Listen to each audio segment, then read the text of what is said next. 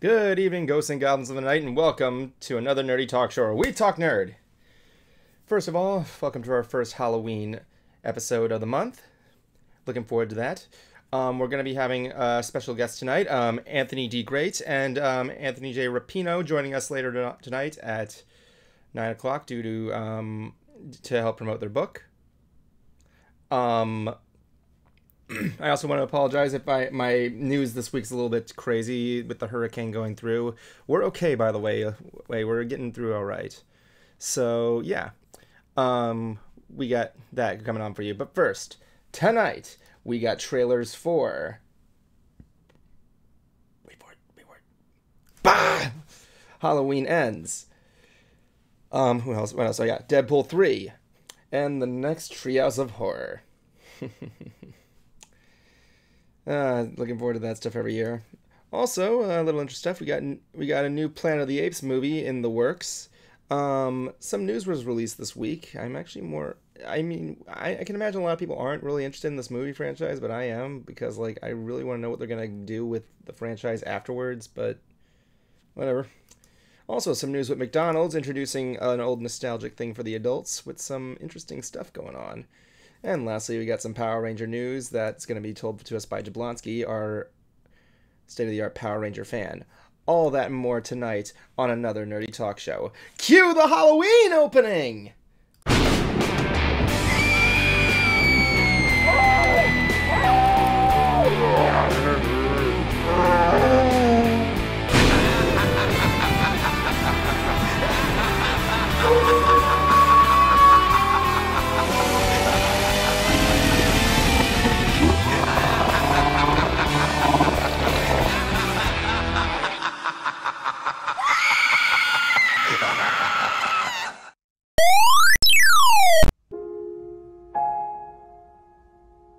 And now it's time for your weekly vocabulary builder, helping you make other people feel stupid since the dawn of man. This week's word is Glib. It is an adjective. Definition: fluent and voluble, but insecure and shallow. When used in a sentence: upon being called a glib man at the end of my blind date, I don't know if it went well or not. congratulations, you are now 0.03% smarter. We'll be back next week with more ridiculous smart words you've never heard of. Or maybe you have. In which case, tough shit.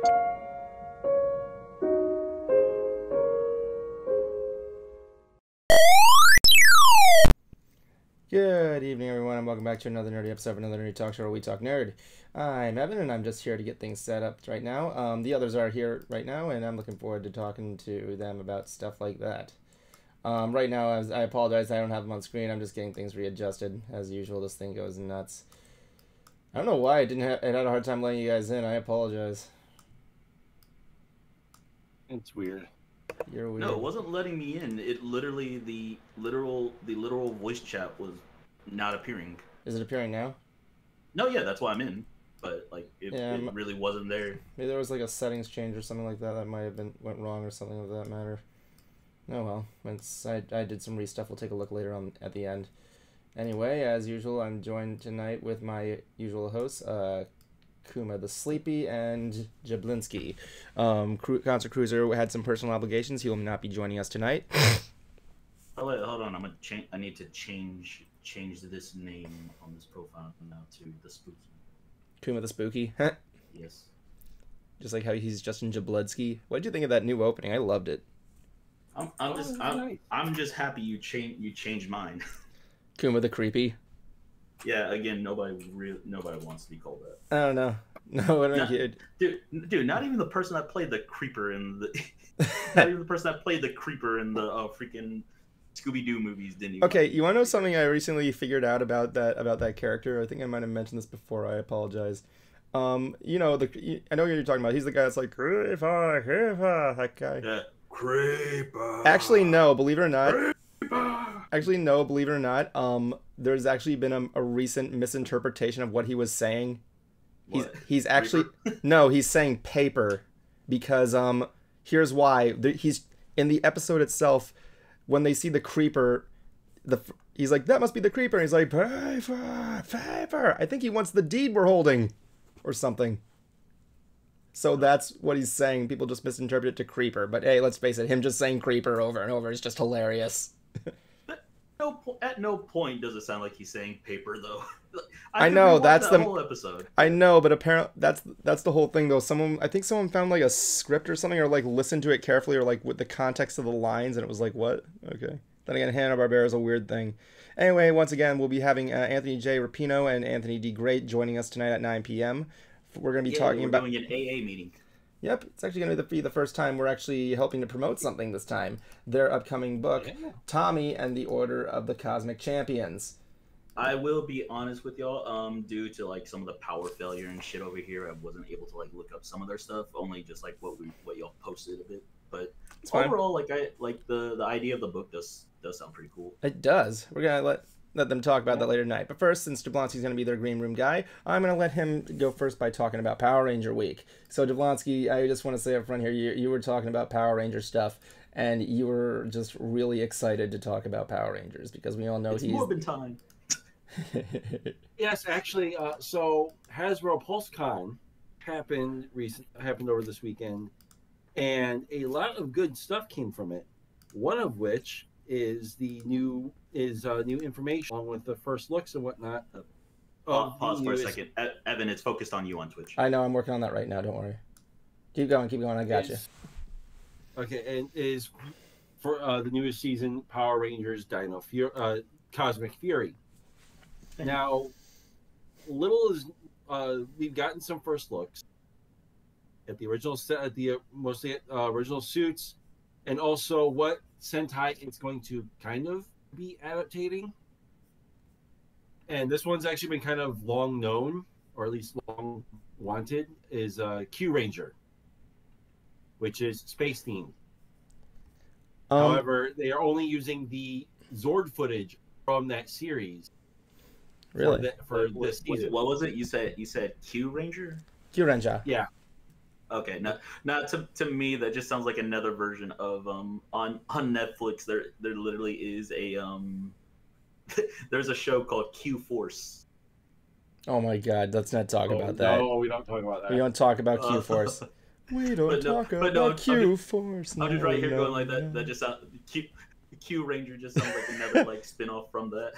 Yeah, but no, what this one is space themed. However, they are going with original Ranger footage, new suits, original suits, original morphers, and they're essentially doing what they did with Mighty Morphin Power Ranger Season 2. Where they used different footage, or they used footage from a different Sentai with original footage, along with their own. What is this stuff I heard about here? I found this article. I don't know if this has anything to do with it, but there's a Mighty Morphin Power Rangers number 100 is revealing a new villain called the Death Ranger, or something like that. Oh, that's comic books. Oh yeah. I don't know whether or not you were following that one or not. I can't remember. That was a while ago. Really?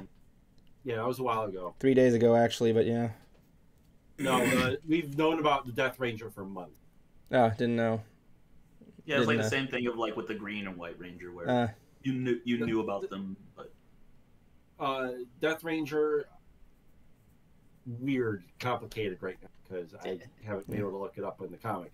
Yeah. Anyway. Yeah. Other than that, we are getting word of we got a little more information about the 30th anniversary of Power Rangers as a franchise.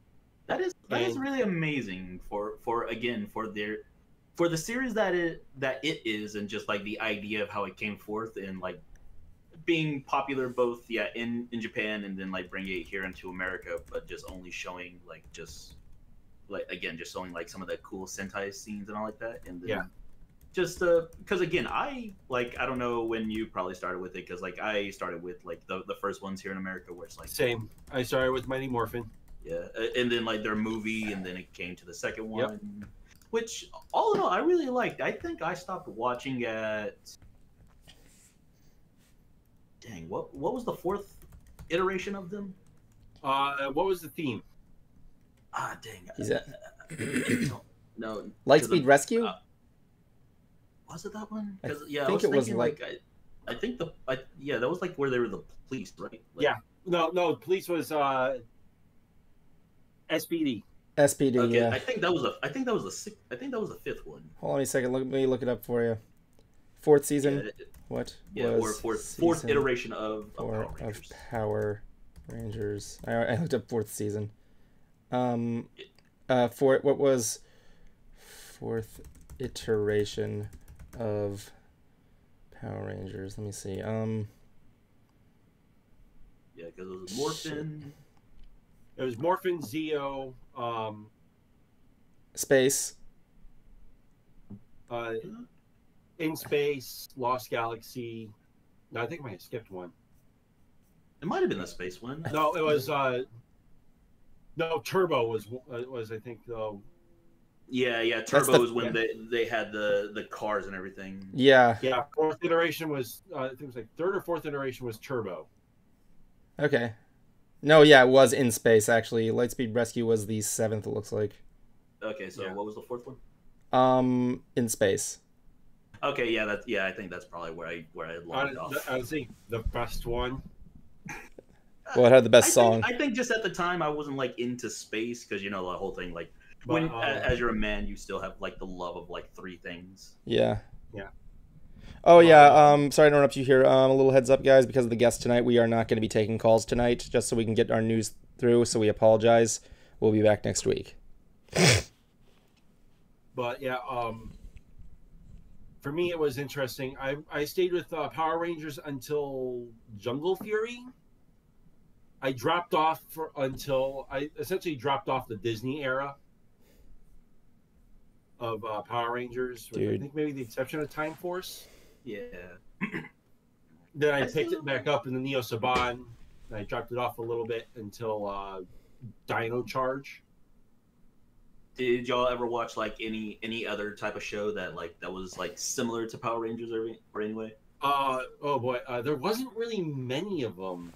Yeah, like the only one I really watched and that I know of, not many people remember that much, is Big Bad Beetleborgs. Oh yeah, no, a lot of people remember that one. No, yeah, I remember that, but like whenever I bring it up to some people, they're going like, "That was a thing? What is that?" Oh yeah, I remember Beetleborgs. I never got Power Rangers. I never got into Beetleborgs, honestly.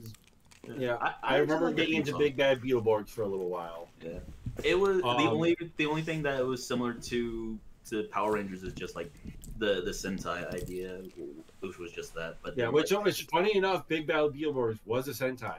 Yeah, and at the only till the third season. Tokusatsu series. Only until their third season. Because on their third season, they weren't able to get the any of their the Sentai footage from Japan, so they actually made up their own. Oh yeah, it was so, and also too Masked Rider. That I don't remember much on that. The only thing I do kind of know is like from Japan is like the Kamen Rider one. Yeah, it's Kamen Rider. It was Saban's attempt to make Kamen Rider popular in the U.S., trying to make Lightning Strike twice. I think they almost could have had a good idea with that, but I think just in Japan with their effects and everything, I don't think it could have. No, it was a little more. Yeah. It bombed so hard that they pulled the rights. Yeah. Yikes! Oh wow. And they would not let Saban touch Kamen Rider again. And there was another attempt made by a different network in the early 2000s. I want to say it was like Dragon Rider. It was like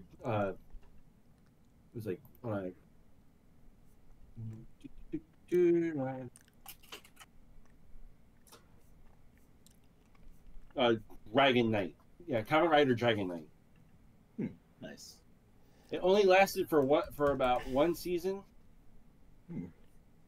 but it fared a little bit better. And just recently with the Tokusatsu kick, irony. Or that okay, that it's actually made a bigger impact than before. Oh, nice. Before I move on to the trailers, I just had refresh my memory here. Which one was the one where they were trains? That is Oge Ginger, I think it was. Was that only Japan or was it? That's only Japan. Okay. There was never a Power Ranger train series In America, at least. in America. Wasn't there something Power Rangers Go for a while or something like that? Or something? I forgot. I could have sworn there was like a Power Rangers series where they had like a very short name for some reason. I could be thinking of an app or something. Anyway. Yeah, Tokyuger is the train one. Anyway, we must move on to trailer. What trailers do we have, Evan? Well, we got the first one that's basically a big lie in its title. Halloween Ends. Halloween It needed to end a few years ago. Yeah, Halloween Ends. Boy, do I wish. Who's directing this one? Let's see here. Halloween Ends. Let's see. Halloween Ends director. It is going to be David Gordon Green. I believe he did the other two movies. You may know him also as the director of other films such as Pineapple Express, Your Highness, The Sitter. I was about to say, I knew I recognized that name. Halloween. Yep, he also directed the slasher films of Halloween, Halloween Kills, and apparently Halloween Ends. Again, a huge lie. Let's just face it, we all want Halloween to end, but no. Yeah. No. Michael's gonna come back. Jamie Lee Curtis is gonna do another one when she's like 80, and then there you go. Do y'all think like this right now? It's probably not gonna end, or at least the idea of Michael isn't gonna end. Maybe like we'll still have like some future iteration of Michael. Or something. I don't care anymore. Yeah. You see, look, the trailer looks fine, whatever. It's just her saying, "Yep, I'm gonna end him tonight. I'm gonna it's gonna be the end of my brother. I'm gonna go Jamie Lee Curtis Freaky Friday on him or something. I don't know."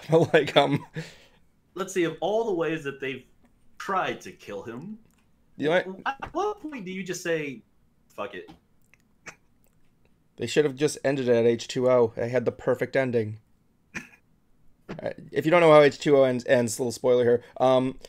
When Jamie Lee Curtis as Laurie Strode finishes off Michael, he's put in an ambulance, but no, Laurie's not having it. She hijacks the ambulance, causes him to go flying through the windshield because he knows he's still alive and like blows his head off. But no, Michael switched places with the paramedic on board. When did Michael Myers become a character in JoJo's Bizarre Adventure where he's trying to find some loophole to win this fight? Oh, he's not finding a loophole. He is the loophole. Yep. Like, how do you kill this man? It's Michael. Oh, believe me, I don't even want to go into the stuff with the Thorn Cult stuff, but yeah, if you want to see it, it's coming out.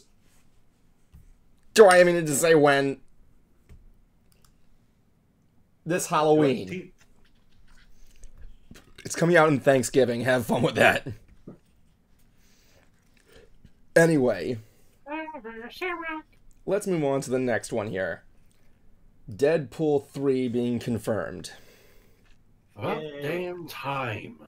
And yeah, we got one thing there. So it just shows Ryan Reynolds on a couch talking that he's got Deadpool 3, and then Hugh Jackman passes. He's like, "Hey, Hugh, you want to play Wolverine one more time?" And he's like, "Yeah."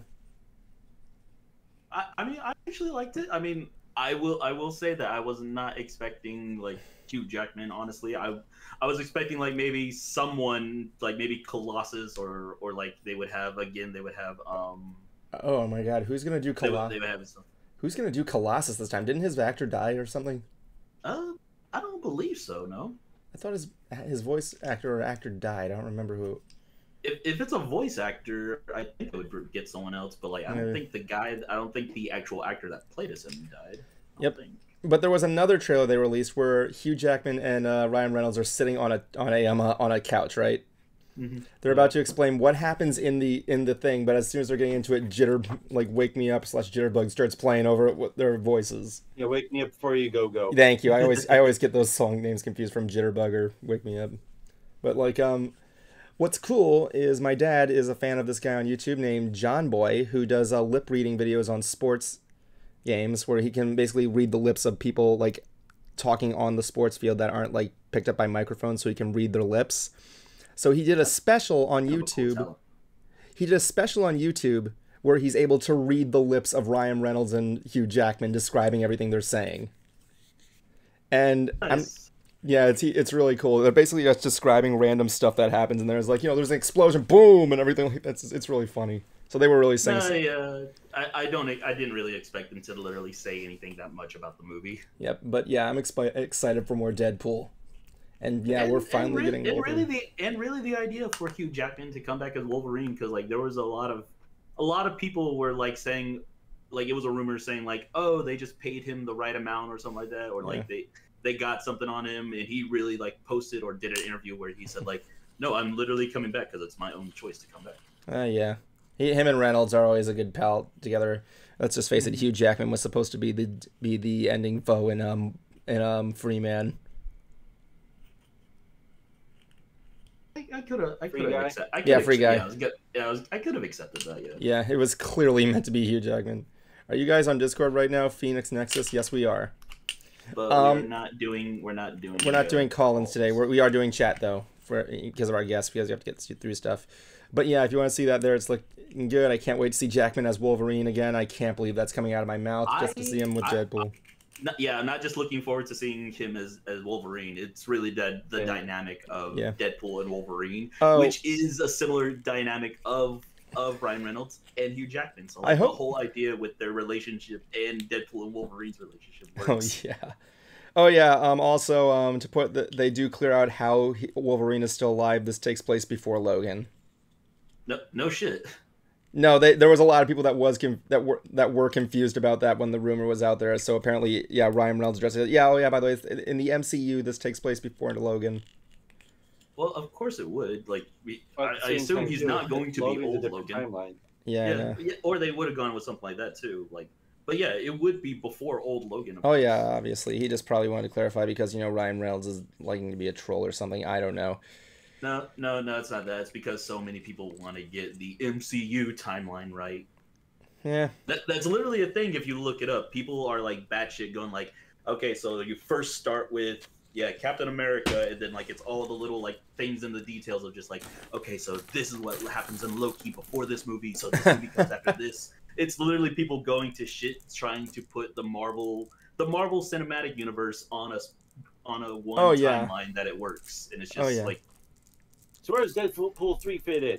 Yes. Yeah, right. Yes. I give them credit. I give them credit for doing that because I applaud anybody who's doing that much work for a movie and everything. But like, just how dedicated do you have to be for that? Definitely. Like before, we should find someone to come on the show that does that. Definitely. Oh yeah, but before we go on to the last one, that actually brings another one. Where the heck does Once Upon a Deadpool fall in there? Does anyone even remember that movie? Yeah, I mean, well, that was like that was really just like a small. That's the answer. Yes. Yeah. It's just Deadpool. That's it. That's all it is. That spot on the timeline is just Deadpool. No name or anything. Just Deadpool. What? Hey, what's this on the timeline? Deadpool. Oh. It's like a running gag with Rammstein's music. It's just Deadpool. It's like that was Deadpool. Deadpool, man. Ryan Reynolds for ants. Ryan Reynolds for ants, man. Mm-hmm. If we got Ryan Reynolds on here, oh my god, that would be the. I'm afraid I can't. If we got him on here, I'm afraid I can't be on. Why? Because I can't be on the same stream as him. He's too much. I have to be. Well, I could be, but I'm gonna be talking from like right here. I will just be like, so Ryan, nice to meet you and everything. Like you'll just put a cruel doodle. You'll just put a cruel doodle on your blinds back there. Yeah, just be like, hey, like I'm a big fan. I'm just like very starstruck and don't think I can handle it. Anyway, and if you don't believe how starstruck I could be, ask Erica about when I first met Guy Fieri. Oh my god, yeah. Wait, Eric Bennett? Erica. Oh, Eric. I thought you said Eric. Erica. I gotta talk to her there. But anyway, let's move on to the last one here. This one you brought up, I believe, Kuma, or it might have been Jablonski. Treehouse of Horror, possibly the big event everybody looks forward to for The Simpsons. That was me. Released a poster here for their upcoming stuff, which I can post on the Ants chat. Now, as usual, doing 3 parodies. One that was announced that I'm really looking forward to, that's showed on this poster, is they're going to parody Death Note. I could see it, yeah. My question is, who's going to find the book. Lisa. Art. I was gonna say it's gonna be Lisa. I swear. it's gonna be hard because Lisa would make a good L. No, it has to be Lisa is the one because she's the one who's forgotten. No one really thinks of her, so like her being the one that writes everyone's name and trying to figure out who it is. Because Elle and Kira or like Light are supposed to be like the smart ones. So I would think Lisa would probably be Light. Unless doing a parody. Unless they're making whoever finds the note really dumb and they have to fight the other dumb person. Ralph Wiggum's. No, he's near. Like from a parody standpoint of it, you got to think. So if writing in the original Death Note means they die, what if like writing in the Simpsons Death Note? We could say like makes them stupid, or if it just does like something. But well, it also has to end in some sort of tragedy as well. I would think too. Yep. What if it's like Sideshow Bob and Bart, or Lisa's fighting Sideshow Bob? That would be pretty cool because he's trying to kill Bart. But he has to be guilty, like hide his, like, whatever. I would accept that, but they tend to always usually put Sideshow Bob in a Bart episode, usually by themselves. Yep. The whole thing. But yeah, I could see that. That'd be kind of interesting. Apparently, they're gonna be doing something a little different with their annual Treehouse of Horror this year. For the first, showing it on Halloween. Well, no, for the first time, there are going to be 2 different brands of episodes. One is going to be the regular one, and one is a 20-minute parody of Stephen King's It, entitled Treehouse of Horror presents Not It, a Pennywise, where they got a fan art contest going on here, and this is what the synopsis is. When a supernatural clown starts slaying the children of Kingfield, young Homer Simpson teams up with other middle school misfits to face their fears and defeat the mysterious monster. But years later, the evil clown returns, and Homer's friends must confront the tragedy of their adult lives to destroy Crusto once and for all. That's perfect. That's perfect. I love it. So that's there's perfect. I love it. I could totally see that because I was thinking like, oh, this is like another like. There was a fan art contest, and this is one of the posters. I like that. I like it very much. Works so well. The teeth make it even. The teeth held it so well. Dude, now I just want to take that scene where Tim Curry is laughing in the library and just replace it with Krusty's laugh. I bet that's what they're probably gonna do. I guarantee that's probably what they're gonna do. Like the whole scene of where like he's on the stairs, right? They all float, kids. I can't do Krusty's voice. Kind of. Hey, kids! I got nothing for a clown voice. Absolutely not. It sounds like you just did a light amount of balloon helium. I know, right? This is one of my. I'm not gonna talk. We should just talk about ants the entire time like this. This is my quirky nerdy know-it-all voice. I'm a very high active nerd that works on ants. I need nothing but my computer. Oh yes, I know what you're saying. I got my tablet. I got both my tablets right here. It's another nerdy talk show. You must have both tablets. No, Evan, you are a dork. Yes, I am. I got my new. You have asthma. For that a was the second, thing. I thought I was surrounded by that nerd from The Simpsons and fucking Ben Shapiro. Let's see. Evan, you're a dork. I'm a nerd. Jablonski's a geek. Jablonski, you should just try it for Halloween this year. You should just come in dressed as Ben Shapiro just to see if you could spike Cruiser. Oh god. Unfortunately for you guys, I can't. Yeah. But like, I feel like you could pull off being Ben Shapiro more than Jablonski. Me? I don't even know how the guy speaks. I'd be a perfect Ben Shapiro. I said dress. Not speak. Yeah. I said dress. You can dress up as him. You would almost look more like him than Jablonski. Really? Hold on, I gotta send a quick message to people there.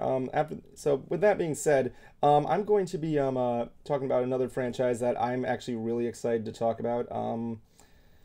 It's the one of Planet of the Apes. I don't know if you guys saw the Planet of the Apes prequel movies, at least, with what was it? Rise, Dawn, and War? Yeah. With Topher Grace? No, friggin' the guy who plays Malfoy. He was in the first one. Well, Andy Serkis is Caesar, the ape that with the intelligence. No, but I'm trying to remember like the guy. Yeah, it wasn't Topher Grace. Anyway. I forgot who the human was. So you saw the last one, right? War. Not the ending, no. Oh, the war. Well, I guess you did. Yeah, well, yeah, I know the whole idea and everything of it, like from the other movies. The last one was fantastic. I thought it was great. But yeah, another movie's in the works, Kingdom of the Planet of the Apes, which is rather interesting because in the hold on, I gotta put on the spoilers thing real quick for the kids. Hush, hush, hush! Here comes the bogeyman.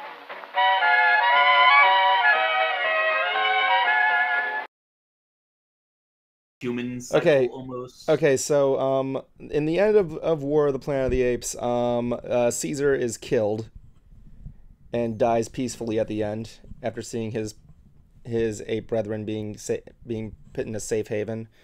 So this is what the plot is. We don't know much, but it's called Kingdom of the Planet of the Apes. A teaser image was shown, which you can see in the Ants chat, which I'm going to be showing right here. Mm-hmm. And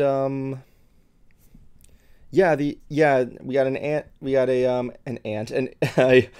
ape on a horse with a bird, and yeah, I'm assuming this is going to be where the kingdom and the utopia starts to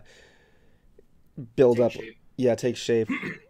And as we know, in the first prequel in Rise, they did show the humans getting thrown into space, so we have to wait for them. That's probably going to lead up to a remake.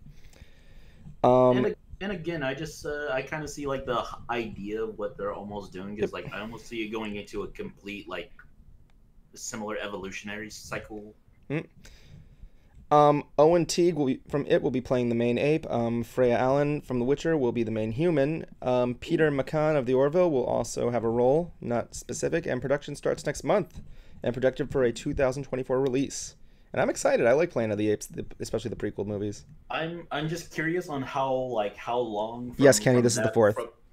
Sorry, I mentioned. I'm curious on how long, like from the point of from the last one to where like this will be, like what's the time of them and everything. Yeah. Because in the image that you're showing, like you can literally see like buildings are being like overtaking even more. Oh yeah, definitely. And like even like some of them are crumbled off and shit like that too. Yeah.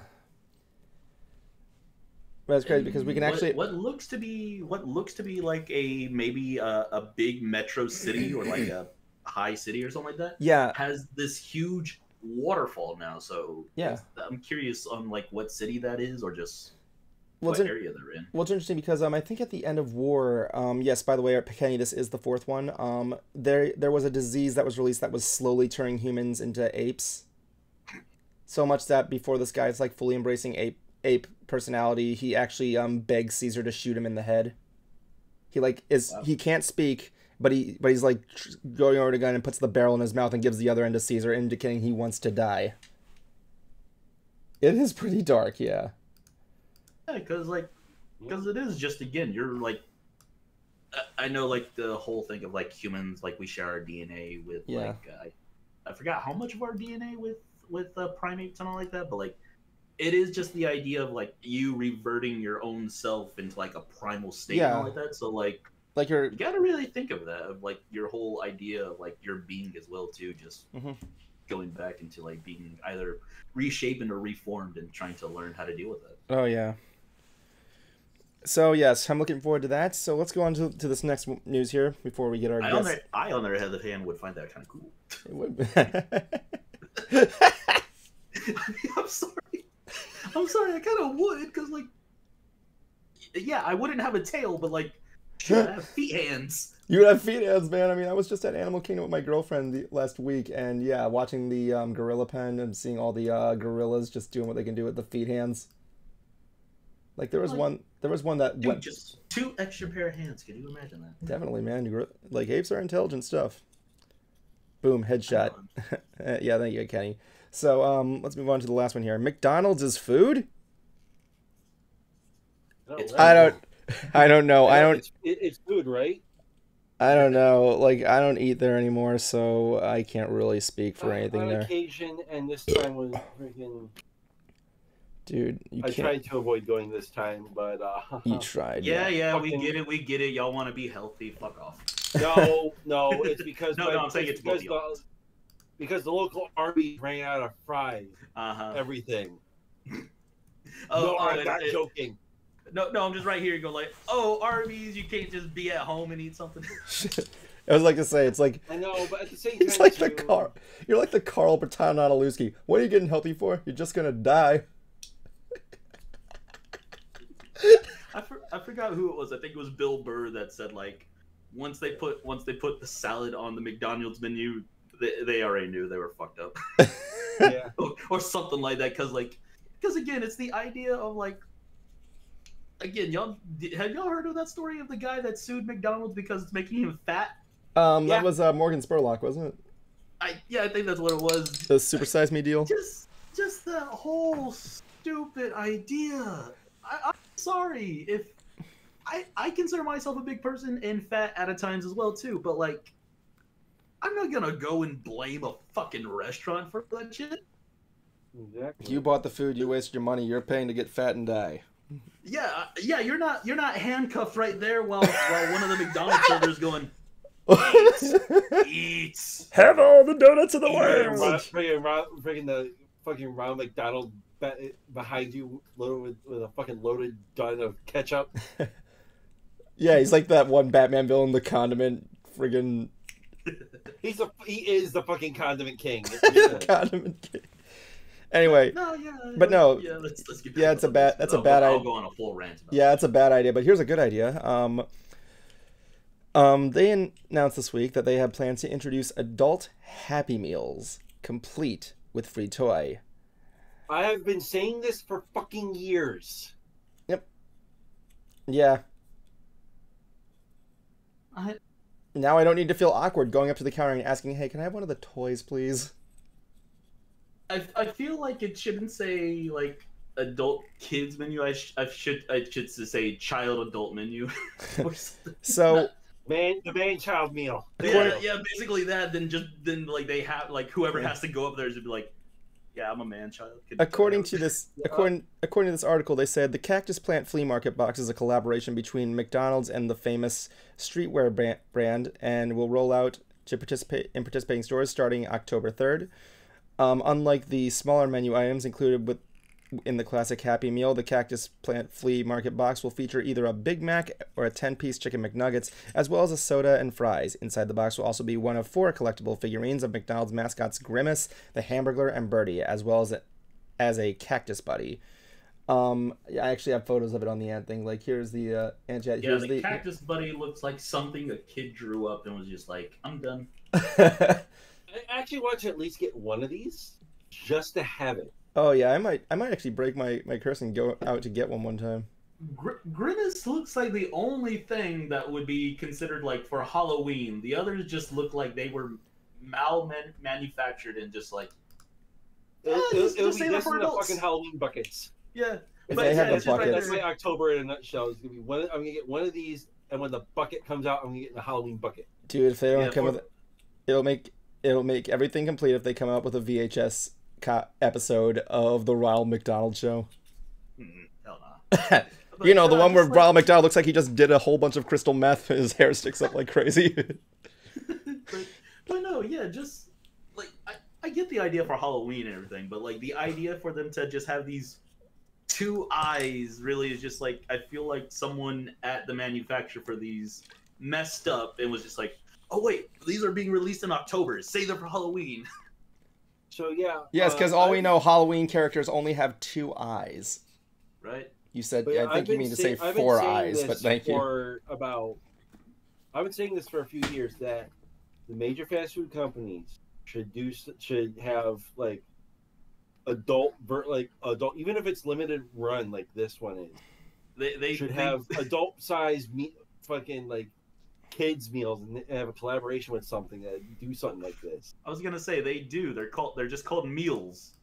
No, they're just called the food meals. No, but I'm saying it like this specifically.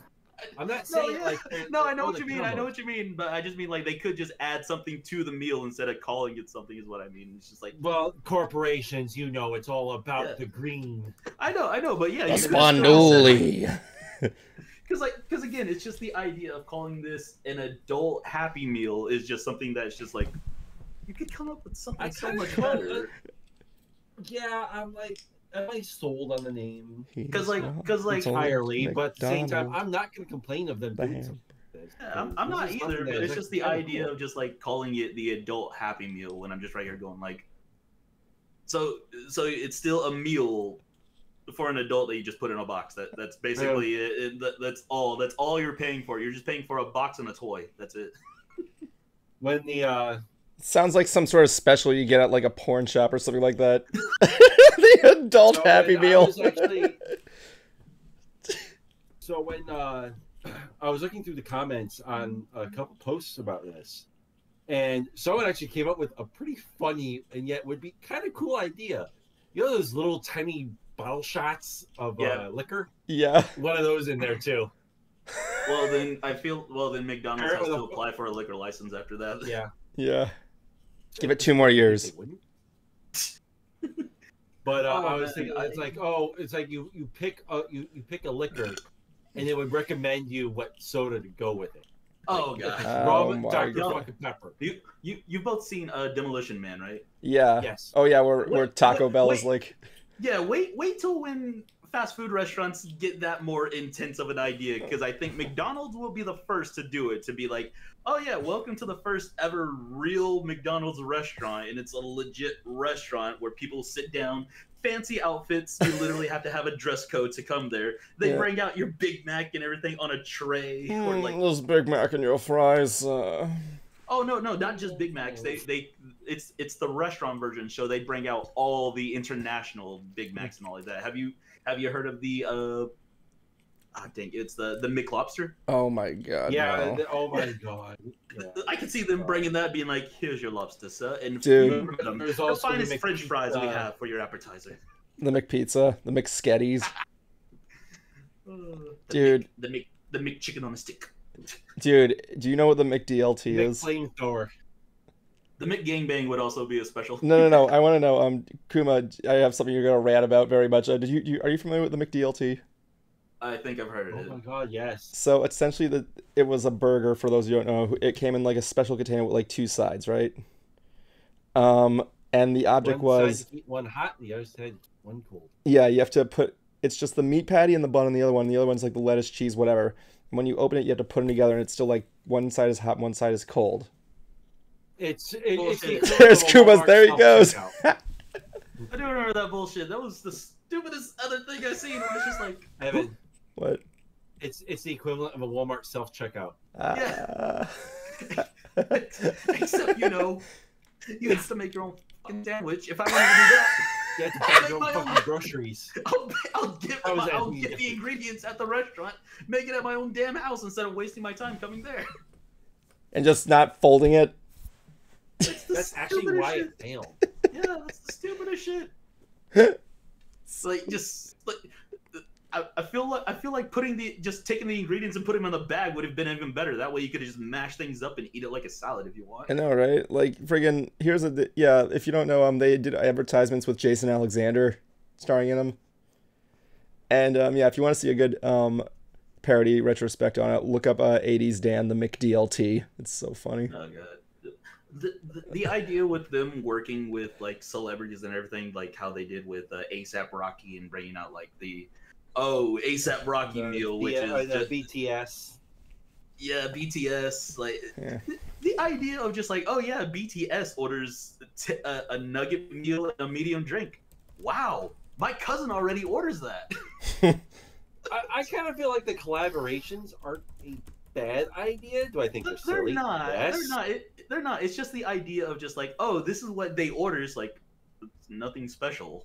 Like, okay, cool. You're just saying I'm already eating what BTS eats, or, oh wow, I just happen to eat at the same place that ASAP Rocky does a promotion for. Definitely. Like, if they were to make a type of burger for them, I could understand that. But if it's already a burger that they make that's their special for them, and it's just going like, did you really need to promote the burger, or you're just giving them publicity? Like, that's all I'm thinking. Which is promote it. Yes, it's the burger that's special. That's it. Yeah, I hear you. And a medium drink. That's it too. Like, I want a large, please. I hear you. I like the BTS one only because of the sweet chili sauce Oh yeah, they have for it. I don't know. I only just get nuggets. I only just get the nuggets. You know, it's just what I do. Evan, check your messages. I know, I'm working on it right now. But yeah, I don't know. There's this McDonald's in Orlando, Florida, near International Drive. That's like the world's biggest McDonald's. Oh yeah, I've heard about that one. I've been there. I've been there when we went to see when we went to the Equestria Girls premiere. We ate there for lunch. It was like the weirdest shit, man. Wait, the one the fucking bronies. Bronies is the IC ordering from McDonald's. How many of those little fuckers had Happy Meals? Not them. Not everybody, actually. I said how many. I didn't say all of them did. Hard to say. I don't remember. But no, yeah, it's actually kind of funny when you think about it, how like McDonald's has like really tried to just change their image over the years and all like that, but it's still like the same thing that we all just know, which is like you're not different. Your look has changed, but it's still you. It's like that dude that tries to be cool. That's going like. Now I'm thinking of Steve Buscemi. Hello there, fellow kids. Oh, there was a guy. I was at ColossalCon who actually dressed up like him. Nice. Yeah. And I do have a recording of him saying it. Oh, nice. That's perfect. Yeah. The Steve, I swear there can never be a second Steve Buscemi. I swear. No, you can't. There never I hear it. One and the other one just popped up. Yeah, I just dragged him in there. If you want to go consult them, we'll get things ready around 8:55. All right. Jablonski will be back. Jablonski will be back. We'll get ready. I'll get things set up around. We'll cut stream at 8:55. Be gone. Oh, thank God he's gone. Thank you very much. Oh, fucking finally. What do you expect from a guy named Castle? Man, I put on a fake smile for everybody. I know. Welcome to my job in a nutshell at Disney. So I saw this. Go on. You speak. Oh no, it was just gonna backtrack on your whole on just dealing with people at Disney. I can't do that. Yeah. One thing I was gonna say was that I was actually at Disney and there's this backpack someone had. It was glowing in the dark. If you don't know, Disney has like these custom like themed backpacks that they give out and people like to collect them and everything. Yeah. And one of them had like a glowing blue circle and it looked like a bullseye. And I'm like, oh my God, that's Tron's data disc. Oh. I'm like, I want it. I want it. I want it. And if people say that those bags, oh, they're for girls, I'm gonna say, yeah, you can stuff your gender like. It's a backpack though, right? I know it's like a little backpack. Like a little backpack, right? No, yeah. Not like a. Yeah, you can shove your gender firm status right up your ass right after I make the hole to do it with my foot. So yeah, I want. All clothing is genderless as long as you're not a little bitch. That's what I like to say. Yep. Because then you just. I'll come on stream one day wearing a kilt. Do you have a kilt? I wish. No. Dude, I work with this. I want one. I gotta talk to my Scottish friend at work. He actually said he could tell me how to make a kilt at home. Oh, awesome! I whenever I go to cons and like see the people walking around and there's always one of the booths that sells them, I always want to buy them, but like some of them are a bit too expensive and some of them I don't like the design. Oh my God, you and me should go to Epcot one day, see if we can both see how much they are at like Scotland's pavilion. Oh God, I feel like they'll probably be up there, but I wouldn't mind. Yeah, I just like Epcot. Oh yeah, who doesn't like Epcot? Go to Japan, have a good time. Let's just face it, Japan is the best of pavilion there. Dude, over in the Japan area, when I went with Erica, our friend Gigi, and at the time Gigi was a host to two Japanese twins that were visiting. Yeah. we took them to Epcot. Yeah. And oh my god, there was this over in Japan where like they have like the sake tasting and all like that, where you could buy sake or snacks and like that. So I went to the sake section and there was this peach sake or this peach soda or something like that. I want to say it was a soda more than a sake. I just know it was in that area. But like to this day, I can't remember what it's called.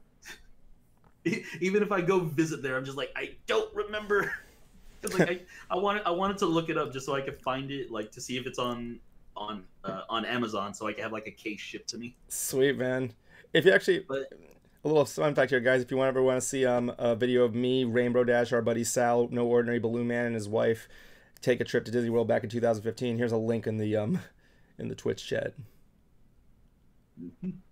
Yeah, we're just it's us after MegaCon. We're just running around there, just dicking around, having fun. Oh man, I want to try and go to more out of state cons next year. Yeah, I'm hoping to do that more with Bruce actually. Let me know.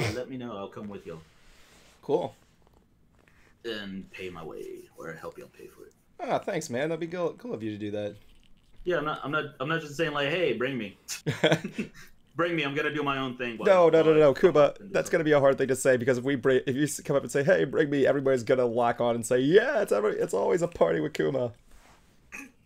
I barely hang out with that many people, honestly, but it just really blows my mind that a lot more people know me than I know them, really, because it really is a thing where like I do introduce myself, but I just now notice this, like I don't fully introduce myself as my name, it's always been Kuma most of the time. In like when people come to me and I'm just going like, "Who are you?"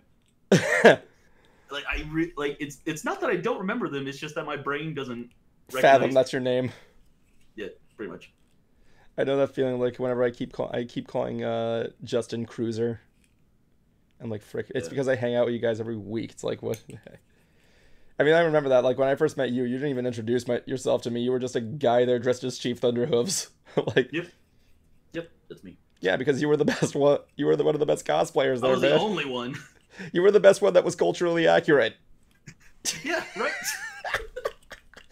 No, you were amazing. You were amazing as Chief Thunderhooves, man, winning that pie eating contest. Yeah, I also later found out that in my culture, we actually don't. In my tribe specifically, we don't wear headdresses. Really? Where did you get the headdress from then? Oh, that was from someone in Australia off of Etsy. Really?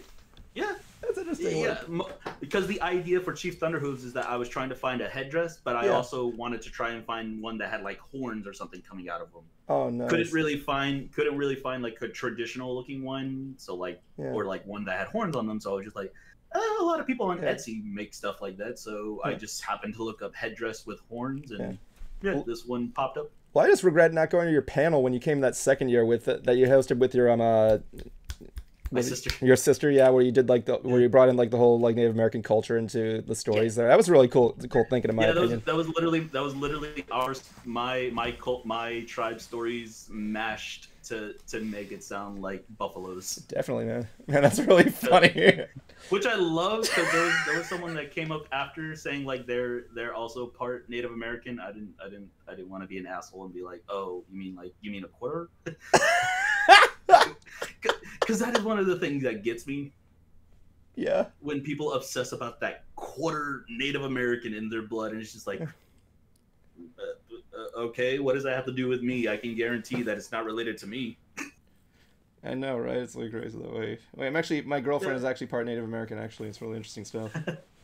Actually, the funny thing too was during that year that I went, the second year, you remember when they did like the small little cosplay parade around, right? I think so, yeah. So this happened several times. Once, the first time when I arrived, and someone gave me a high five and just said, "How?" How what? I know what how? As in I know what it means. I'm not. I know what you mean. Like people think like, Native Americans greet each other for some right? because of a movie. Yeah, I know what it means. I'm like, that's what I'm guessing. How that's what When you responded, like, how No, what? no, I didn't respond whatsoever because like there were so many people that Oh like my they were God. already further away before I could see who it actually was. Because like it was a quick like high five, how, and I was going like because I really wanted to tell the person off, going like, excuse me. What? Yeah, Come I on. really wanted to just grab them, being like, excuse me. How do you know what Indian I am. Like I would have gone to a whole shtick of just like, so you assume I'm this type of Native American, but don't ask, right? You're just assuming shit. Like it would have been a whole thing like that of just like, yeah, don't do that to a Native American. Yeah, don't, man. Yeah, because that literally is a racist thing to us. Like I will say it's a racist thing to me specifically. But Oh, yeah, like, of I don't know course. about anyone else because like I know for a fact that it pisses an old man off in Hollywood when some people do that to him. Oh, yeah. Anyway, I apologize. I have to cut your story short, guys. We're going to be getting things ready for the interview. We'll be right back in about 5 minutes with our guests, so stand by. We'll be joined in 5 minutes by Anthony J. Rapino and Anthony D. Grate. Stand by. We'll be back momentarily. Okay, so what did I choose? Welcome back, everyone, to another nerdy episode of another nerdy talk show where we talk nerd. It's one of those nights again, everybody. It's one of those nights where we have very special people on the stream. And it's like I've been saying before, we've come across a lot of people, but you know, it's interesting coming across someone with the talent of writing. Writing, you barely see a lot of writers being interviewed for stuff like that, and we got two fantastic ones here. We got Anthony D. Grate and Anthony J. Rapino. No, tonight. Thank you for joining us tonight, gentlemen. Thank you. Yes. Just for the sake of just remembering things there, I'm gonna try and call one of you R and the other one Egg. I would say one. No, one of you can call just Tony. We went through this on another podcast. We were on a podcast together, and we spent a good 10 minutes before the podcast ever started being like, okay, who's calling you what now? We both go by Tony in real life, but you could call me Anthony, and you could call Tony. Okay, that's cool. Oh my God, which one of you is gonna start singing Bella Noche? So the title for this episode is literally going to be called AA meeting. Okay. That's gonna be the whole thing. I'm just gonna say, so Anthony, tell me about what your favorite soda is as he sips liquor. Oh my God, this is. Anyway, welcome you two. It's awesome having some more creative people around and all like that. Yeah. Thank you. Appreciate it. Thank you. I hope you enjoyed your time in the green room, and I hope you didn't eat all the cheese and crackers because I really wanted to take some of those home. So yeah. Sorry, that was me. I'm kind of stoned. So That was Justin. Jablonski, I Delicious. swear. We spent the entire time talking about being pulled over by cops. Oh, Yeah. do you want to share said story, or would you rather keep it private? Oh, it's fun. They weren't that interesting, I don't think. What, did you get away scot-free? I at least twice before they actually did let me go. They were just like, I think I'd mentioned I lived close by, and they said, we'll let you. Don't worry about it. my But God. the story I was telling is because they pulled me over 3 or 4 times in the same day. Because my friend put in a new tape deck in my car, but he miswired the car and the taillights were out. Oh. The cop pulling us over as we were trying to get back to his house. And on the final leg of the trip, my friend decided to say, hey, why don't you tell the police officer that you know why he's pulling you over? And the cop looked down and passed me and told my friend to get out of the car. Oh. I'm sitting there, I'm like, what the hell is this? He pulls him out, and apparently he recognized and knew my friend from, I believe his father was a police officer or something like that. He knew the people that my friend had been hanging out with, and he gave him a big talking to at the side of the car. And then he got back over and told me to leave. I'm like, okay. This is the weirdest experience for me because it was my car. I was the one driving, and he pulled my passenger out. Very strange. That's really weird. I mean, like, I remember I got pitied by a cop. I was pulled over one night because I was speeding, and I pulled in the thing, and he looks at my outfit, and he says, "You work at the Disney parks, don't you?" And I'm like, yeah. He's like, cool, license registration. So I hand it to him. I'm sitting there waiting for the 30-minute process. Then he comes back to my car and he says, okay, you see that guy over there? He doesn't have his headlights on. I'm going to chase him. I'm letting you go. You work at Disney. I give you my pity. I got out of a ticket because I gave a cop half my sandwich, half my Subway sandwich. Wow. I shit you not. It's like, I'm starving. I was both relieved. I was both relieved and pissed. Because your cop ate your sandwich. Yeah, well, because he asked if he could have it, and I was just like, no, yeah. Well, he pulls me over first and everything, but then like smells my sandwich. I guess he's just. He smells your sandwich. That's when you go Gabriel Iglesias, and when he asks like, "Do you know why I pulled you over?" Because you smelled it. I wanted to make a joke and just be like, "They're not donuts, sir." But yeah, he literally. What seems to be the officer problem? He literally asked for my sandwich and was just like, he pulls me over, but like, I think it's because I went over the speed limit by like 4 miles or something like that. Oh my god, that actually did happen to me. I'm sorry if I'm interrupting your story. Actually, a couple weeks ago, I'm taking my girlfriend to Animal Kingdom. These cops are knocking on my window, giving me a flyer for something. And as soon as I lower it, I look him dead in the eyes. What seems to be the officer problem? And he just laughs his ass off. No, but yeah, I gave the cop my other half of the sandwich. I got pulled over on the first day I got my permit, so. Oh man, that's awful. Yeah. Meanwhile, Anthony in the red shirt over there is getting away with shit scot-free. So there you go. Yeah, right. Still, yeah, he's not saying anything about it. Still using the LimeWire, I'm guessing. Yeah, LimeWire. Or something like that. Anyway, so we're here to talk about your big book, which is, when is it coming out, or is it already out? I apologize.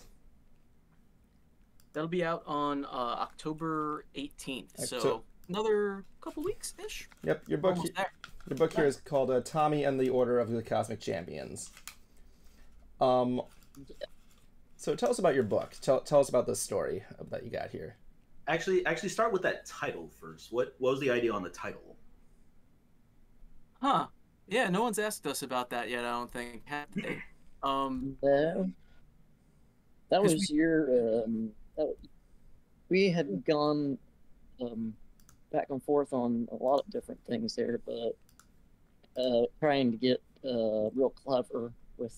Or mostly, I had these ideas that I thought were clever, but thankfully Anthony was like, you know what, let's just keep it simple, and spell it out so that it's understood right from the title. What you're getting into,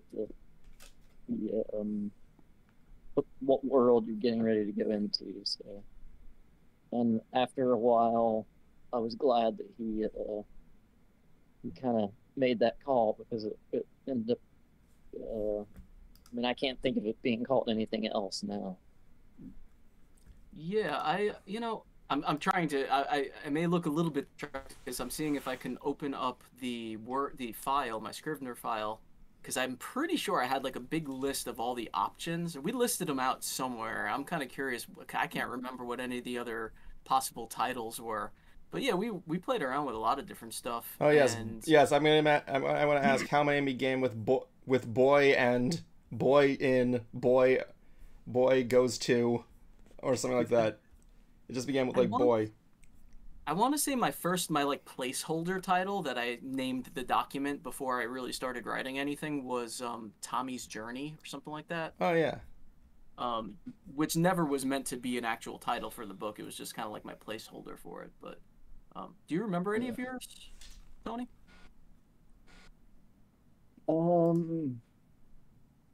Not off the top of my head, but I'm kind of glad, because they'd probably be embarrassing. I had gone through so many different things, trying to tie the story to, I don't know, some kind of a clever, like 1 or 2 word title, and it just wasn't working. I found my list of titles. Okay. But you guys want to hear? Oh, yes, I do. Sure. We had The Undying Expanse, A View from the Hill, The Fierce. This I believe. Do you mind me saying the one? I'm pretty sure the next two are yours, Tony. I'll go ahead. Go ahead. The Fierce, Fantastical, and Fully Articulated Adventures of Tommy Grant, which I kind of like. I actually really like that. I like the literature of it. Yeah. And then I think you cut it down a little to The Fierce and Fully Articulated Adventures of Tommy Grant. And we I also remember that. Yeah, that one worked, I think. And then Figments and Figures was another one. So those were all of our choices, along with Tommy and the Order of Cosmic Champions. I think that one just felt right, you know? Yeah.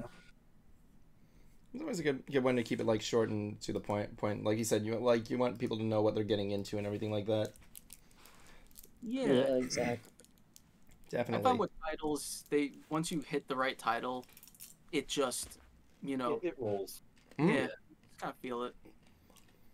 And it really, as someone who has read the book, it really does work and fits quite well with the story.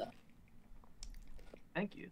Appreciate that. Yeah, you know, it's always rough. I have another novel that I'm still shopping around trying to get published that I wrote before this one, and I hate the title.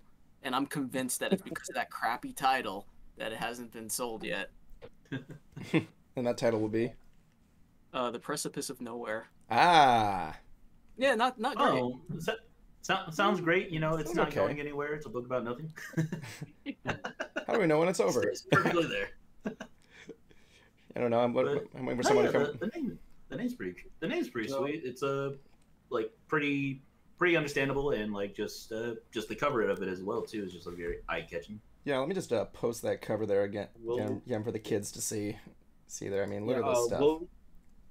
We'll do a few more questions. And I'll get to my spoiler-free review of the book. But there is one question that has been burning, and I don't think I've heard you guys mention this at all. Mm-hmm. How did you guys get Stan Bush to write for this book? Well, that was kind of a thing that happened. It was one of those things that you kind of look into and you try out and expecting nothing to come from it. You know, I had thought like, wouldn't it be nice if there was some media and merchandise to go along with the book to kind of put you in the world, you know, the mood. And one of the ideas was to have a theme song, you know, a very 80s inspired theme song. And I mean, there's nobody better at that than Stan Bush. And so I had sent him a message about it, again, you know, expecting nothing from it. But it was only a matter of days, and he responded and was interested, and he just really did an amazing job with that. Oh yeah, he did. The touch, man. A little bit of input, and he just ran with it. It has the same. It has the same feel as the touch. Yeah, I was about to say. So which you would is kinda basically, nice. some would say you would say he had the touch and the power to make this work. Yes, he did. Very much. And with how 80s based this book is, it works just as well, if not makes the book better when you have that kind of soundtrack to go with it. Yeah, you can be reading it, and you know, in your head, you've got that song kind of rolling through throughout the whole story. But just for the sake of the kids, how about you tell us about what your book is about, essentially? Like, give us like a basic synopsis here for the kids. I did it last time. It's your turn. Uh-oh. The dogs to shut up. See, can you kick them outside? Can you kick the dogs outside? I'd rather I did. So, anyways, essentially, the story is you've got you know, an 11-year-old boy, Tommy, who he is coming off of his final year of elementary school, and things are starting to turn sour for him. In particular, his parents are struggling in their marriage, and it's affecting him and his relationship with them.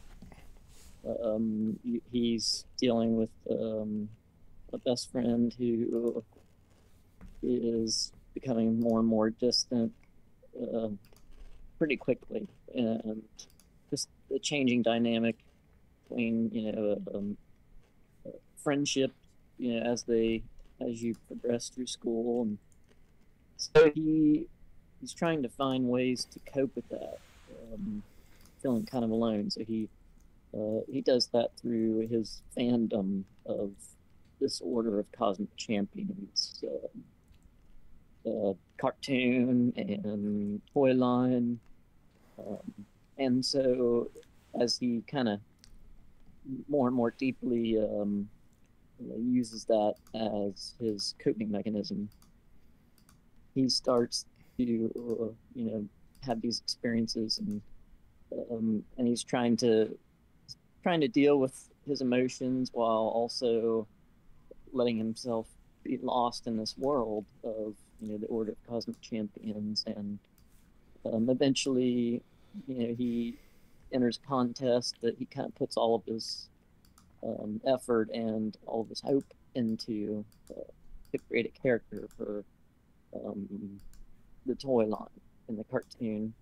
He just pours everything into that, and the result of that ends up sending him on this quest, this journey, where he learns lessons on how to deal with the way life changes, that things don't always go your way, and there's also a fantasy element to it that is ambiguous. You're not sure if the fantasy elements are something that he should be worried about, as far as his own mental state, or if it's something that's real, and so there's that whole aspect to it. But yeah, if you're just trying to sum it up, it's just a young boy's journey as he deals with the changes that life brings, and how you cope with those things, and how you can learn things about yourself as you deal with those things. Okay. What genre does this mostly follow?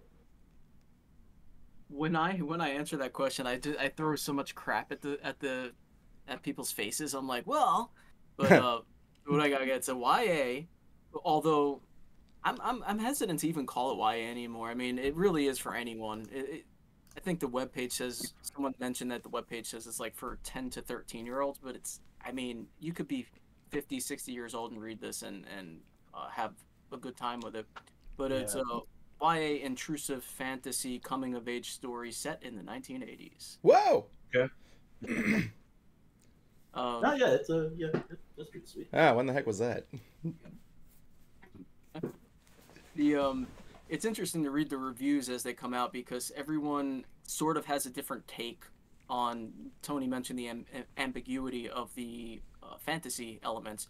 So these characters from the cartoon and toy line start coming to life and kind of go on the journey with Tommy, and they have battles and all kinds of stuff. And some people feel like that is all absolutely real. Other people feel like maybe it's not real at all. Other people aren't sure how what to think, and we don't answer that necessarily. But it's so cool to see the different people's takes, because people will they come down. I'm curious to see if Justin, that's your name, right? Justin? Is that right? All right. Yeah. Sorry, make sure I'm getting them right. It's interesting maybe to hear what Justin's take on is, but some people come down very hard on a particular, absolutely, it's real. You can't tell me otherwise. I'm like, well, I'm not gonna tell you anything. All right. Yeah, he didn't even say anything right now. I mean, Yeah, I think I could relate to what the idea for the child, just your more active imagination and everything. Oh like that, yeah. It's like or it's just like the idea of the characters that you grew up loving, like if you grew up watching, say, Power Rangers or just like any cartoon like that, and you just automatically just, if you have that kind of imagination, you're just right there going like, oh snap, Tom from Tom and Jerry, what are you doing here?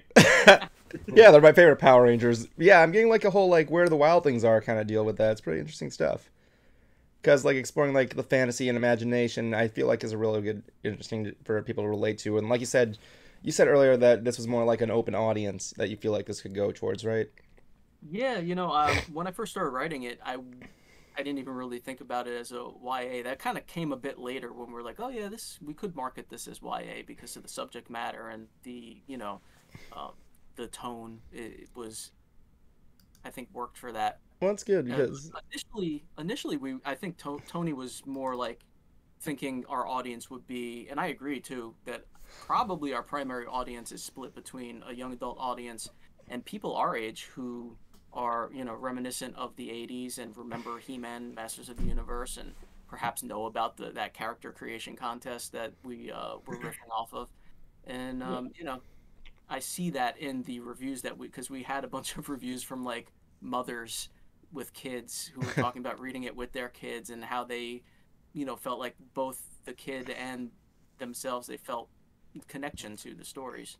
Yeah, like kids can connect to like the imagination aspect that they're having, and the adults can look back and saying like, "Oh, I did that when I was a kid." Yeah, that was. Exactly. I like the idea of that. That was my OC character. Why did you steal it? I'm just kidding. Backtracking also a bit of how you mentioned He-Man and everything, and like the 80s nostalgia and all like that. From that, is there like any other inspiration that y'all took as well too, besides like maybe, yeah, as you just said, He-Man, and like from some of the ideas of like what I'm seeing as well too, of just like the designs, it's making me think like that. Yeah, when they made like the very muscular like type of characters and all like that back then. Yeah, we any like fantasy 80s property, you could find some similarities there. Thundercats, and G.I. Joe, or maybe not necessarily Transformers, but more fantasy-oriented animated programs of the decade. There's a lot of, although Masters of the Universe is really the property that is most closely resembles the Order of Cosmic Champions. I think really a person could insert almost any property that was maybe their favorite growing up, and it could potentially play out the same way for the person as far as generating nostalgia and just being endearing to them. So, not anything in particular as far as other inspirations, but I think in general, just the whole explosion of 22-minute commercials for these toy lines that were just being, we're bombarding our screens at the time. Yeah. When the commercials weren't the cartoons were trying to speak to you with those subliminal messages. Buy the stuff, Yes. That's what it was all about. Yes, I know. We all bought the ring pop when we saw that commercial with Danny Tamborelli. Oh wait, no, that was freaking that toothbrush that you hear in your. Oh no, it was a. I'm gonna have to come back to you on that one. Yeah. The friggin' one with Danny Tamborelli, where he's advertising this lollipop that plays music in your brain. Oh, I remember that. Yeah, somebody had asked me about what I thought about that, the aspect of it with the commercialization. At the time, when regulations had been dropped that were preventing these companies from using animated programs to market to kids. It was pretty strict for a while, and then once all those regulations dropped, then it was kind of like this flood of promotional cartoons, comic books, and anything you could think of just to capture the attention of kids. And I was asked if I thought that that was a negative, or if something positive could be, if you could find something positive about that. And to me, it was nothing but positive, at least from the perspective of a kid, where you you have your choice of so much entertainment all of a sudden, and you can live out those adventures, with the products that they're trying to sell. And so yeah, it was commercialization. Yeah, it was consumerism. But what the results of that were far, go far beyond the original intentions. No matter how honorable they weren't. Yeah. Just like it was just so much more for the kid than just the consumerism. Let me see what I you're was saying. thinking it's kind of interesting too how we were almost attacking from opposite ends in terms of the inspiration. When they were asking about the inspiration, like since Tony was largely working on the Order of Cosmic Champions mythos and the figures and the art for that, and when I was writing, my inspiration, I didn't even really think about this, how my inspiration was slightly different than yours as we were kind of, we worked our way toward the middle almost. But yeah, I was inspired by, as I was writing, I was thinking of things like a lot of adventure, childhood adventure movies like The Wizard and Neverending Story and The Goonies, and things like that were playing through my head as I was typing away. And I didn't, my inspiration didn't come as heavily from like the cartoon side of things as Tony's did. He's not the grasp the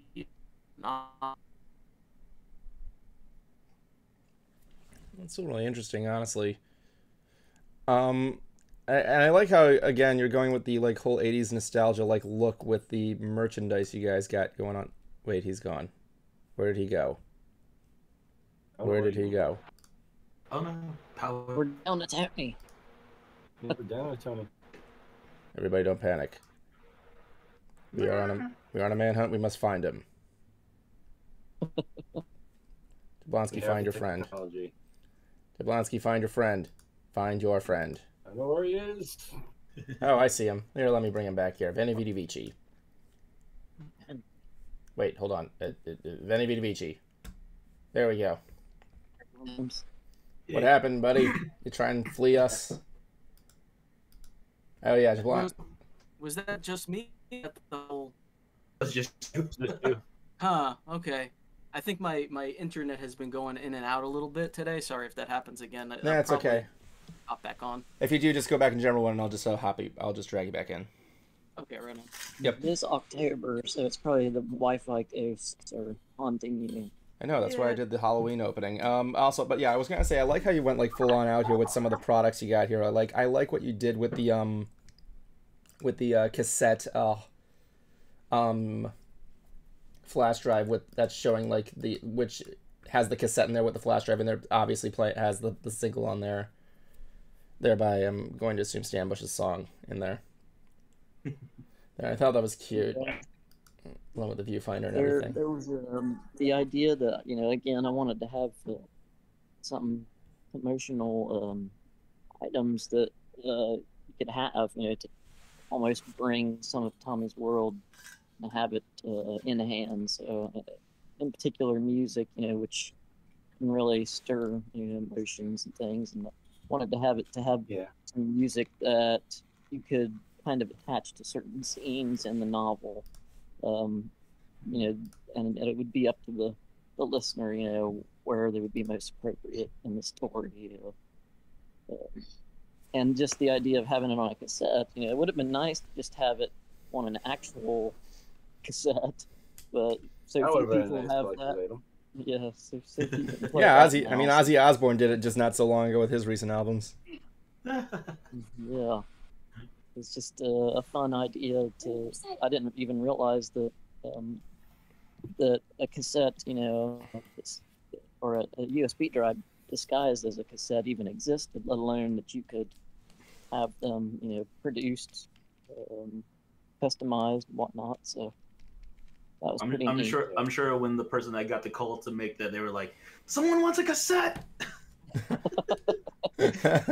Oh wait, I'm the only one still working here. Damn. Yeah.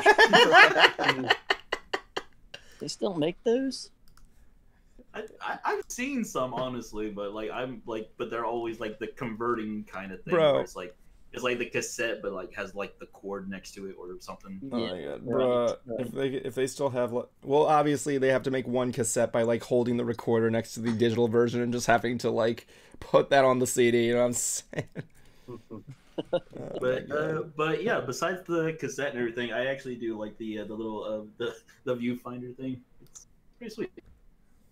Yeah. And like how you even have like the toys next to it. Oh yeah, the toys touch was great. Yeah, pretty sweet.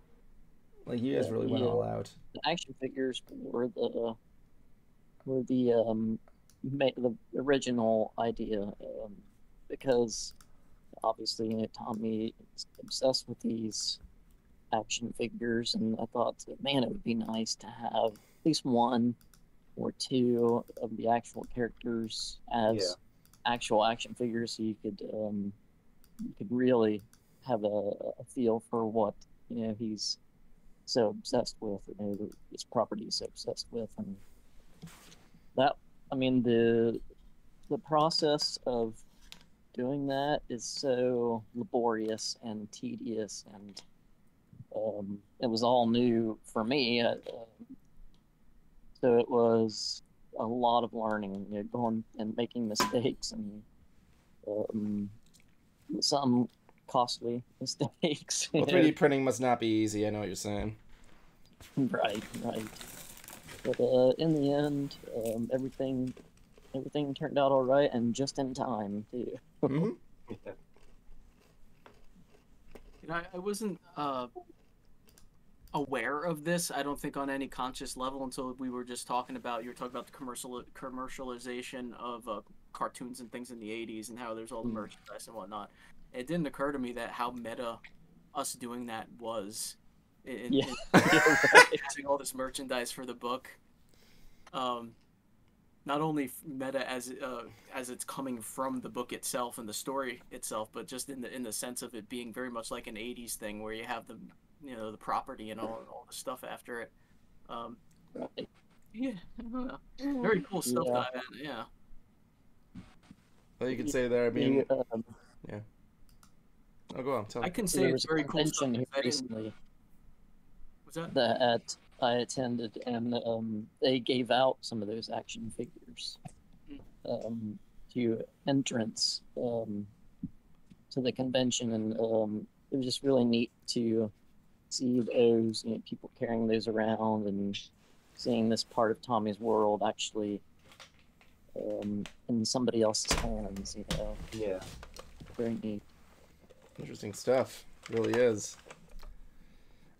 Do you feel like you inserted a little bit of your life into these books? Like you ever thought you were Tommy at one point, just like in this world? I mean, I think you might have already answered this. I apologize. Were you ever a young child? What is a child? Many moons ago. I think both of us. I mean, definitely Anthony, because obviously, he was doing a lot of the writing. So he there's a lot of, I think, his experiences and his behaviors and characteristics in there, and some of the original Fred's original plot, based on some things I went through myself, and so there's a lot of both of us in him, and a lot of just purely Tommy, that come from Anthony's imagination, how this kid would behave and act. But I definitely see a lot of me in him. In particular, dealing with life issues and difficulties with growing up and struggling with your parents, divorce or pending divorce, or anything along those lines, bullying, whatnot. Oh Yeah, I mean the story idea was based on was something that Tony came up with and came to me with. So a lot of those seeds, as Tony said, were from his life. I was digging over here because I remembered that I actually pulled this out and had it in my dresser. But early on, when we were talking about the story and the plot of it and all that kind of stuff, there were a few parallels that Tony and I had that we thought were interesting as we went along creating everything. So the whole idea of Tommy in the story entering this create a character contest is largely because Tony himself did that as a child. It was the He-Man create a character contest where he designed the character and everything. And I was telling Tony, this is a while ago, I don't know if you even remember this, but I was telling him that, strangely enough, it wasn't the He-Man contest, but I did send away to Hasbro when I was a kid. I sketched a bunch of really terrible drawings for Battle Trolls, and I sent them to Hasbro, and I still have the letter from Hasbro. Nice. Oh, what? Would you read that out loud? I need to know what they said because First of all, they sent back my drawings, which was amazing because now I also have the old letter that I sent them. Oh. They photocopied everything. Wait, re-show the letter, please. I want to see that handwriting for a second. Oh, my handwriting is and was terrible. Don't worry, so's mine. Bull! If you were writing like that as a kid, what the? Look at how terrible these are. Wow. Looks like Look at how bad. Wow, it's like I've always been told that my handwriting is either that of a doctor or of an inept toddler. And that is and this is what my stand from JoJo's Bizarre Adventure looks like right there. So they actually sent the letter back though, and they were super nice about their rejection. And let's be clear, it was like don't ever send us anything again kind of rejection. But, oh my god. I saved the letter, but so I was telling Tony, I was like, yeah, man, I had a similar experience where I created a character and I sent it out to the toy company and they rejected me. Oh my god, it's better than what they do nowadays. I remember a story hearing about a girl who sent her drawing of Rainbow Dash into the into Hasbro and they ended up shredding it. Which they say in the letter, by the way. They sent me a list of toy brokers to send my drawings to. They're like, well, we can't take it, but why not try these toy brokers? I'm like, go bankrupt our competition. Yeah. Meanwhile, one person found it and said, like, I think I see something here. Yeah, and right? that's how we made the Garbage Pail Kids. No, that's how we get Big Fat Liar. I see what he said there. Anyway. Yeah, we had these crazy parallels though when we were doing all that stuff. It was interesting. There was a bunch of them. Oh, that's awesome. I'm okay moving on to like Jablonski's spoiler-free review. Yes, tell me what you think. Make it a good one, or I'm gonna nerf your head. So, if I'm doing this proper, I'm going to have to introduce myself proper. I am that dude in the hoodie.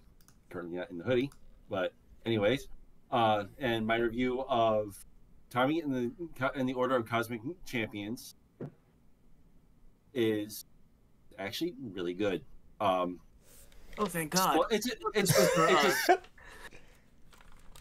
a slow burn. You got us on this show so you could embarrass us live. I know, right? Don't worry, we do that with all of our guests. But anyways, it is a slow burn. Kind of takes a little bit to get into it. Once it starts, it's when it goes. It's really nice. And we were actually talking about this in the Retro Days server, and I actually got the same feeling of it. Felt like one of those classic Disney Universal coming of age movies. Mm. And as for the fantasy element, I like that it's kept a little ambiguous. Ambiguous. Fancy. Yeah. because it leads to not only like what you said with the other reviews of it's this, it's that, but it allows the reader to engage in the story and see what their own interpretation of what's going on is. Yeah. And the soundtrack, really the only song that I've been listening to is Standard Fall, because that is amazing of a song. I have it on my work playlist just because I like it that much. But yeah, I really like this book. It took me a little, like I said, it took me a little bit into just between my own life and slow burn. But once it started to pick up at a certain point, it just kept going. And once it kept going, it did not stop until the very end. So I highly recommend this book if you are a fan of 80s nostalgia, coming of age. It's just sort of something that gives you that warm feeling of it's cool, but it's also genuine and from the heart. Without giving names or anything, like how do the characters come off to you? They come off.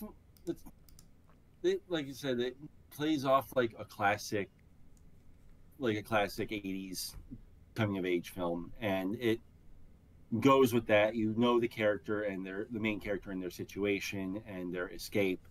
The characters from the franchise that's in the series, they are good, and they do remind you of He-Man and like He-Man, She-Ra, and all these other like just 80s cartoons in general. But they have their own character and their own spin to them that makes them original. So you get that feeling of nostalgia along with just something different and something new. Were there like any expectations of like how were you hoping it ended, or like how basically how you thought it would be, like just what was your opinions or your thoughts on just like seeing the cover versus like how you finished reading it? It fits.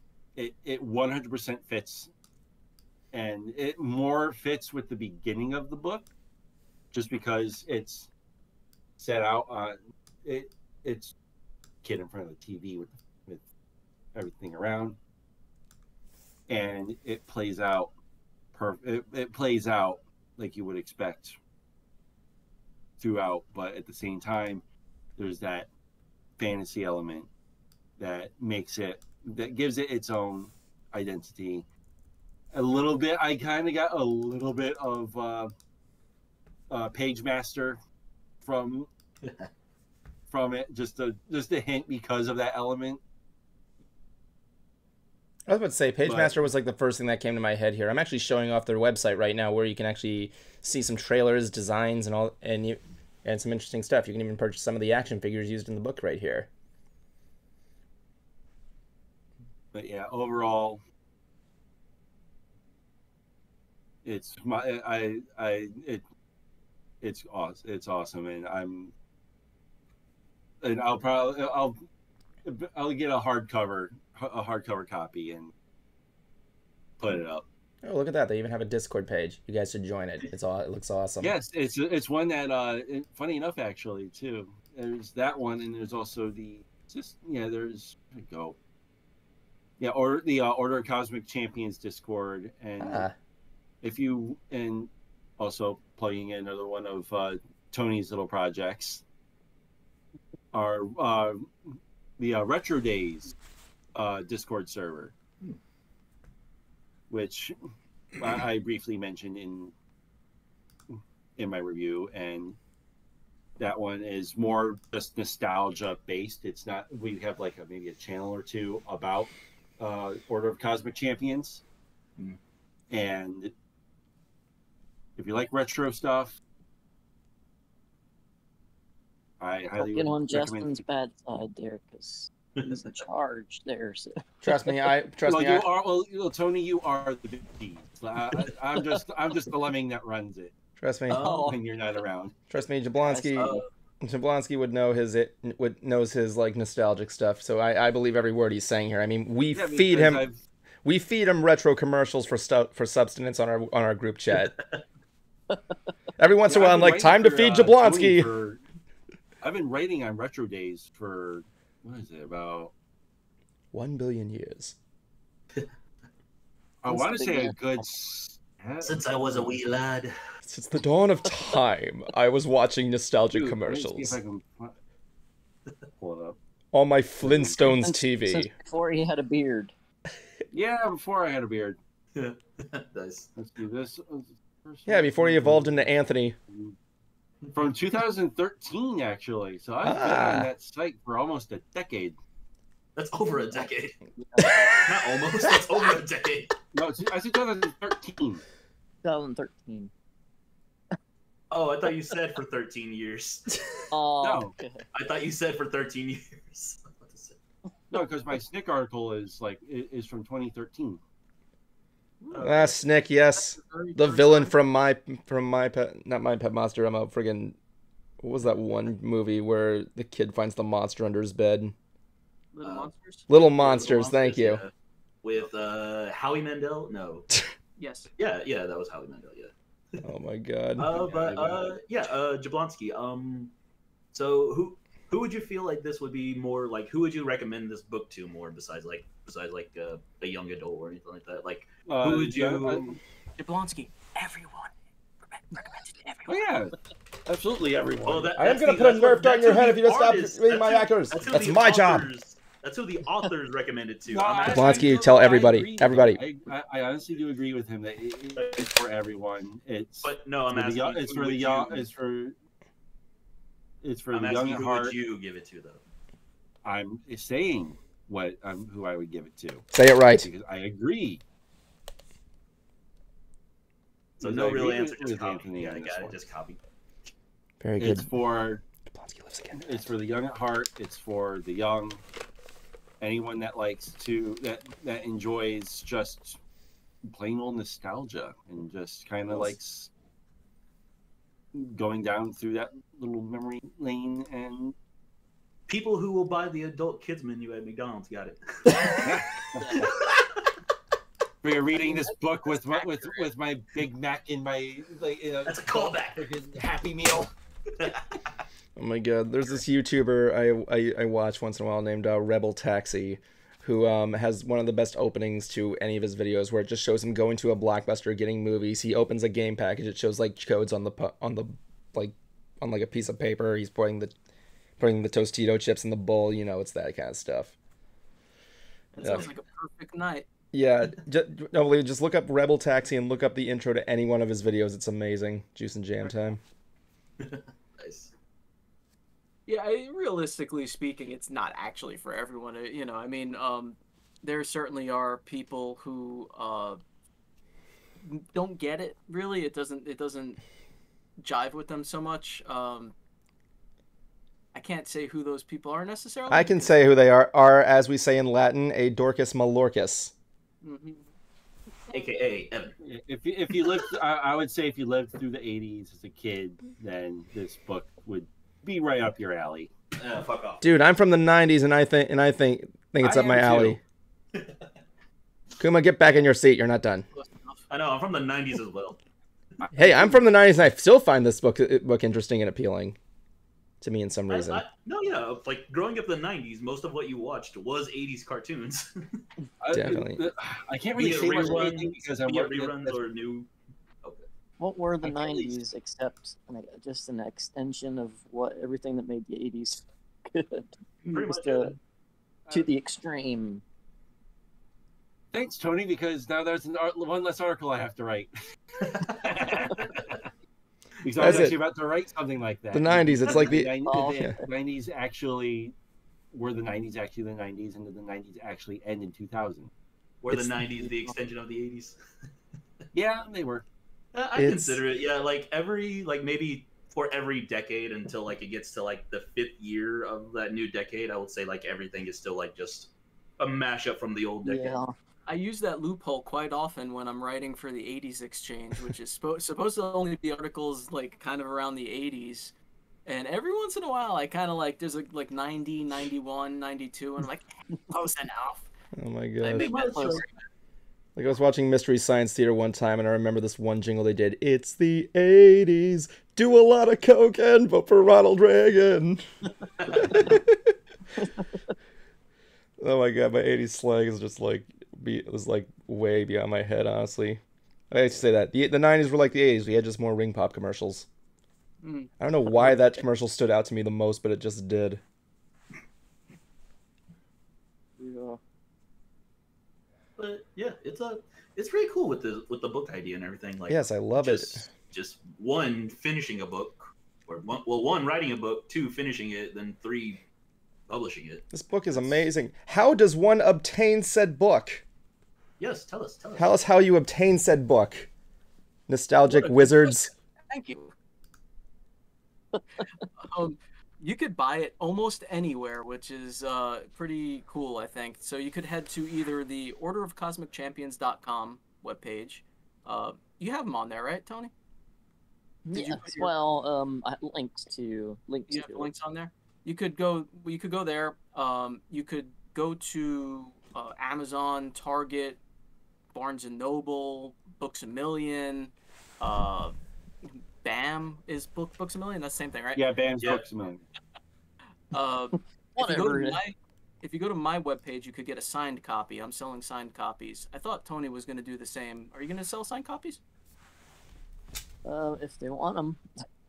You two already know I want one. So A signed cassette. Yeah, we'll take care of it. And are you Definitely. still doing the pre-order bonus thing? How long does that run? Is that running right up until the release day? Yeah, I hadn't since the email that contained that pre-order bonus thing. I hadn't sent another one out, but I probably will at some point. So if they want to sign up for the newsletter, that's how they would get that information. Okay. Basically, you would get a free bonus item for purchasing. Yes. Yeah, so if you pre-order through this particular link, you could actually choose to receive either the Viewmaster with custom Order of Cosmic Champions reel, the soundtrack on the USB cassette tape, or the mini comic. Those would be mailed to you. One of those would be mailed to you, whichever you choose. The link to that, I think the most recent that I've posted is actually on my webpage. So if you went to anthonyjrapino.com and went to my news section, my latest post has a link to the pre-order bonus. Yes, I actually have the photo right. Wait, not that one. Sorry. There's the order right there. Is that an Amazon gift card? I can't tell. That's from either a giveaway, or that might have been the giveaway pic, or the RetroCon picture, maybe. Oh yeah. I'm just getting the one you gave That me, might man. have been- This book is so it 80s. was a I just giveaway. God, this book is so 80s. I just ordered it off of the BBC.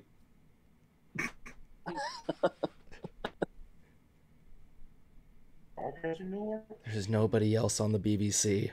Suckers. Nobody watches the. Anyone who's in local, like Pocono Mountain area, Pennsylvania, I'm actually going to be at a comic shop for Halloween Comic Fest. Oh, So God. I'm signing as well. Darn it! I was just there for Colossal Con. That all that kind Pennsylvania of. must be ground. Pennsylvania must be ground zero for all the retro junkies and nostalgia nerds. Hard to say Where all that the there. conventions are. Well, I was raised in Aston, Pennsylvania, so yeah. Mhm. Although there's more conventions down here in Florida, I'm not even gonna hesitate on that one there. Yeah. Yeah. Hey, so Evan, with our guests here, are we still going to be doing our final five? Nah, but we don't usually do Final Five with the guests. However, I would like to leave some final words. Is there anything you'd like to say, Anthony? As final words, I had a great time. I'm very thankful that you invited me on and Tony on. This is a lot of fun. I'm just excited that it's October. So I mean, outside Good of luck, us, man.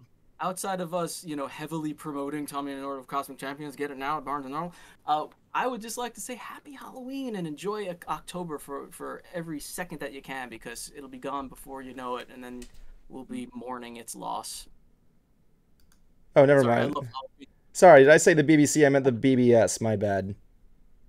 I know, yeah, I was like right here, the British broadcast. like when you said that, I was like, I don't think, yeah. You don't know that? The British people are smart, I think. I don't know. What about you, Anthony? What do you have to say?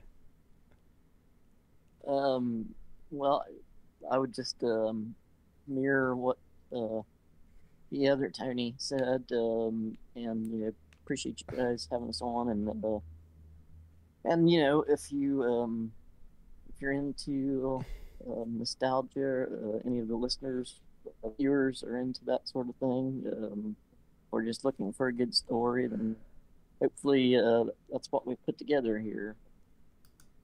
I mean, I think it's something that people of a lot of ages could enjoy and find something valuable in it. Definitely, man. Definitely. Once again, everybody, the novel will be up this October. You can get it at Amazon, Target, Walmart, Books A Million, Barnes & Noble, Borders Books, the BBS, the local McDonald's down the street. Get it with a free My Big Kid's Happy Meal. Your Happy Meal. You can visit Kuma. He'll give you several copies.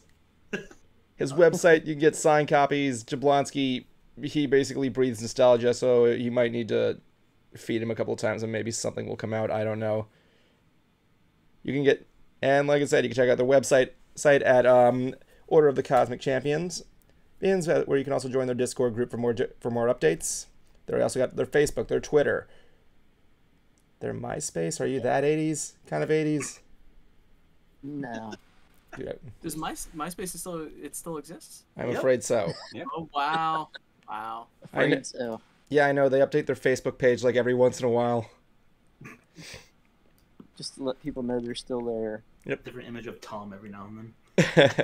Good old Tom. But no, it was great having you guys on.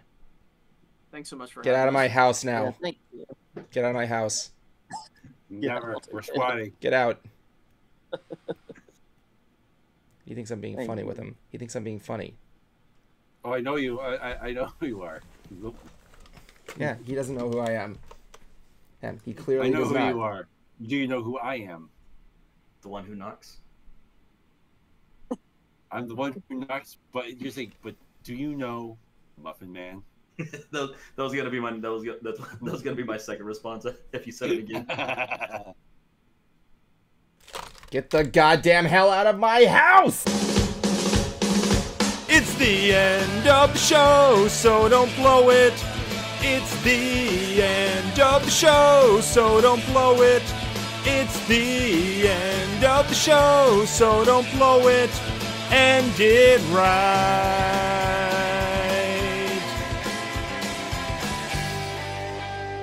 My life is a bacon-wrapped hell